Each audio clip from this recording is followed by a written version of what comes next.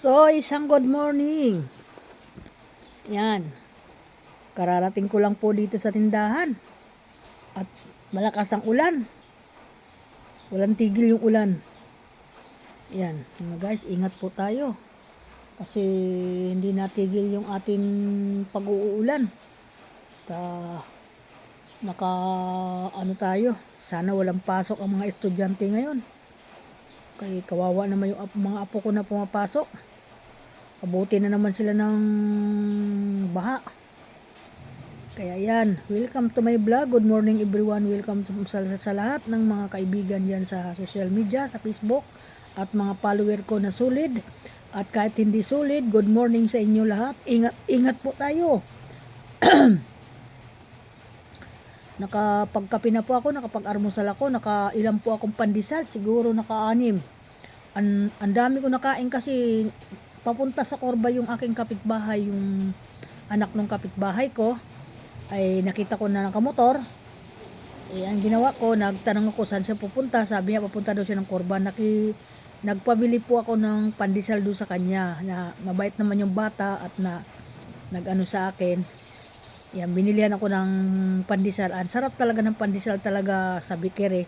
Kasi kami, nag-aabang lang kami dito ng pandesal. Kapag dadaan yung pandesal, ay hindi siya dumaan. Mukhang hindi, magtitinda. Kasi po, yung po yung nagtitinda ng pandesal, nakabangga po yan dito nakaparada sa tabi ng kalsada namin ng inuba po, o nakaparada sa tinan ko. Yan po, nakakita ang kapitbahay nga sinabi naman sa akin nga nabangga daw ang sasakyan nila. So inabangan ko ngayon yung nagtitinda ng nakakaawa naman talaga mga guys, kasi nagtitinda lang siya ng pandesal. So hindi naman po pwede na madadamage yung sasakyan, kasi siyempre tayo naghahanap buhay, dapat nag-iingat tayo para wala tayo kaso anong nangyari, parang hindi niya napansin yung kanyang motor na dumaus pababa, nandoon yung Innova nakaparada, kasi sa katwiran niya ay may lumot daw. Akin si po ngayon. So iyon, inaabangan ko din siya kasi ang pangako niya akin si. Siguro kung ipapagawa talaga ng ipapa-estimate po talaga sa pagawaan, abutin po yun ng 15,000.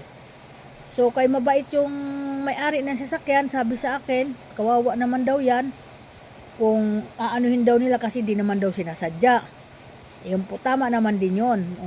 Naawa siya sa tao. So magkano talaga ang hingiin mo sa kanilang damage? So sabi niya pwede na siguro mga kahit 5,000 na lang. Sabi niya sila na magdadagdag, sila magpapagawa doon sa pagawaan. So yun sinabi ko sa kanya, kaya nangako siya ngayon akin siya, hindi siya nagtinda kasi may pangako siya. Nangyari, nabidyohan ko naman yung plate number ng motor, at pati siya nabidyohan ko. Kung sakali hindi siya tumupad sa usapan, pwede naman po natin ilapit sa ating barangay na tagapag-ayos sa ating mga problema kung anong problema. Kaya salamat sa mga barangay kasi ang sisipag nyo. Yan po ngayon. Kaya hindi po nagtinda. Nagtaka po ba't hindi po siya nagtinda. Yung pala may pangako nga siya ngayon akin siya. So iyon naman ng tinan ko, hindi naman po yan namimwersa kasi mabait po siya. Alam ko makidiyos po yan. Lagi po naririnig ko na nanalangin siya sa loob ng bahay. Ayan po. Mabait po yung tinan ko. Ayan po. Kaya sabi ko, bakit makipag-usap lang siya kung wala man siyang pwede naman siya makipag-usap kasi maunawaan naman siya noon. Alam naman din niya, maiintindihan din naman yung na yon. Nangyari na yan. Sabi ko, basta makipag-usap ka lang, okay, wag ka lang tatakas sa ginawa mo kasi hindi maganda yon. Yun, kasi nga yung kung sakaling kung halimbawa may tao kasi na hindi natin din maintindihan ng ugali, ay kung maiban siya, hindi na siya makapag-likot-ikot, 'di ba? Kasi hindi ko naman nakatago yung kanyang plate number sa akin. O 'di ba?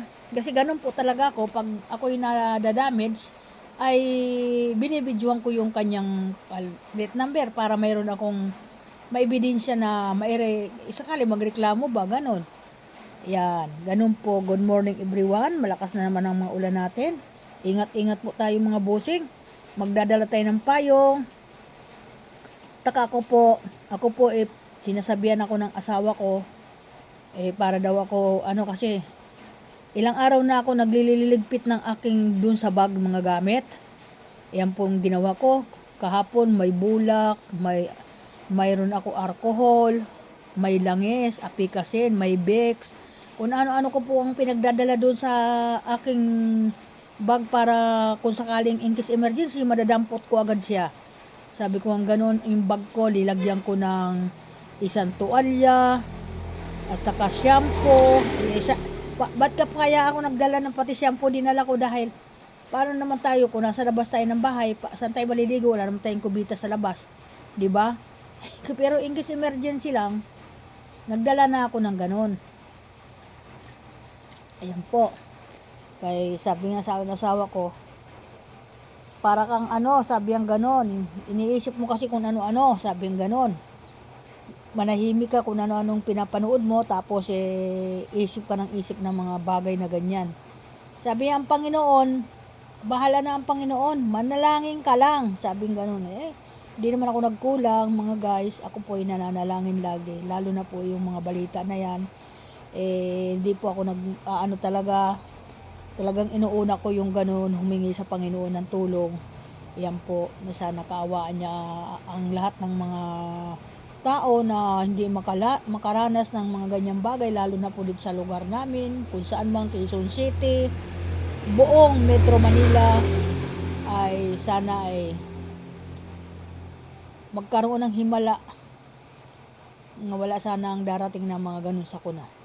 Ayan po yung aking laging panalangin. Ay kahit naman gano'n, nananalangin tayo dahil siyempre hindi na po natin maiwasan yung ganyan. Hindi naman tayong para hadlangan yung ganyan, hindi tayo makapangyarihan. Kaya ang Panginoon na lang ang bahala sa atin kung anong mangyayari. Thank you so much at welcome sa sa inyo lahat mga bossing ko. I love you so much sa inyo.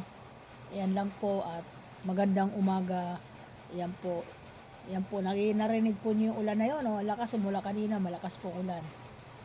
Yan, thank you po. Bye-bye. Ingat po. Ingat din ang mga anak ko na kung saan man ngayon.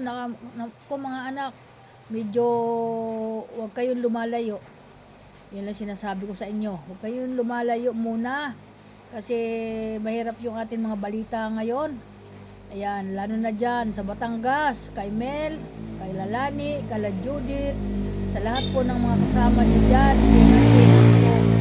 Ingat-ingat kayo. Huwag kayo laging pag ganyan nakakaramdam kayo, huminto kayo sa isang bakante na hindi matataas, na walang mga puno. Huminto kayo na walang poste na mga pag-aanuhan ninyo, paghihintuan nyo, piliin ninyo. At huwag magbabiyahe, huwag patatakbuhin ng sasakyan ng ganon, kasi paanuhin muna, pakalmahin kung sakali man, ganon. At sa payatas din, yung akin doon mga mahal sa buhay, ay ingat din kayo dyan mga anak ko, mga apo ko, kay Ilis, sa pamilya niya, ingat kayo dyan lahat sa payatas, kay sa mga pamilya ni Ilis, ingat kayo, lagi kayo mamassage, makikiramdam ba. Ayan, kaya dito sa aking, kaya Gingging, kala lahat ng pamilya, kay sa pamilya ni Gingging, mag-ingat po. Yan po naman ay sinasabayan ko yan ng panalangin na sana ligtas tayo, tulungan tayo ng Panginoon lahat ng mga dumarating na sakuna. Hindi niya pahintulutan tayo mapahamak. Ayan, kayo. Nanalangin po ako lagi. 3 beses isang araw, nananalangin po ako lagi. Ay mga apo ko doon, si Elise, si Bangbang. Bangbang ha, alam mong malakas ang ulan, kahit sabihin mo na absent ka, pwede ka naman umabsent. Pag hindi kayang pumasok, huwag kang pumasok, kasi karapatan mo yan. Karapatan mo yan, hindi pumasok sa kaligtasan. Kaligtasan mo din at hindi ka mapasabak sa mga baha. Kasi lalo na dyan sa Quezon City, laging binabaha, malalakas ang baha. 'Di ba? Dapat naman kasi pag alam na nila na malalakas ang ganitong ulan, hindi na po dinideclare na may pasok, kasi kawawa po ang mga estudyante. Baka mapahamak pa. Importante po ang buhay, hindi importante yung hindi ka nakapasok ng school kasi pwede naman umulit kung sakali, pero ang buhay hindi na po natin mauulit. Tandaan yan. Sabi ko nga ganun, kaya maganda yung mga nagde-declare na ganyan, ginagawa na lang online, iyon, maganda yon kasi nagmamalasakit sila sa mga kanilang mga estudyante na hindi mapapahamak. Yan po, dapat ganun na lang para ano, kasi ang hirap po nito, yung mga binabalita nila na biglaan lang daw, mahirap po yan. Paano po kung malalayo, kagaya po, may mga apo akong malalayong nag-aaral, paano po masasakluhan ng kanyang mga pamilya at magulang kung malayo, kung naapektuhan din dito sa lugar ng mga magulang ninyo yung nangyayari. Wala na po yun, mangyayari talaga, sinasabi ko lang. Dapat may mabigyan katarungan yung ating panahon ngayon na ganito. I-declare mo na lang kasi pwede naman pala mag-online klase. Pwede din po 'yon na hindi lang lumayo ang mga anak natin sa mga pamilya niya, sa mga magulang. Dapat nandoon sila magkakasama para in case emergency magkakasama talaga sila. Ganun po, yung po mga bossing, yan lang po yung aking kahilingan ngayong umaga at sana maunawaan. At yun po ay karapatan din namin magsabi kasi may mga anak po kami na labas ng bahay para pumasok sa school. Ayan po. Thank you so much. Bye-bye. Good morning everyone. Ingat po ang lahat talaga ha. Mga apo, mag-ingat. Kalamel ha. Kayo lahat sa inyo dyan sa Batangas, sa Payatas, mag-ingat kayo kasi hindi natigil itong pag-uulan. Alam mo, maiksi na lang ang tulog ko sa kakaisip. Kung ano-ano na lang ginagawa ko, nagigising ako sa mga alanganing oras at isilipin ko na naman yung bag ko kung anong maisip ko mailalagay doon. Ganun po ako.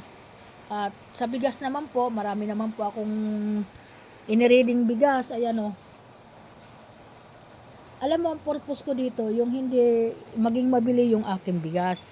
Yung pag may bumili, hindi naman lagi yan, kasi marami naman kami tindahan dito, ay ano po yan. Paghahanda lang po yan. Kasi alam mo, pag wala tayong bigas, paano po tayo kakain?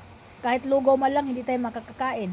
Ay dito, kahit wala tayong ulam, makakain po tayo kasi bigas importante sa lahat.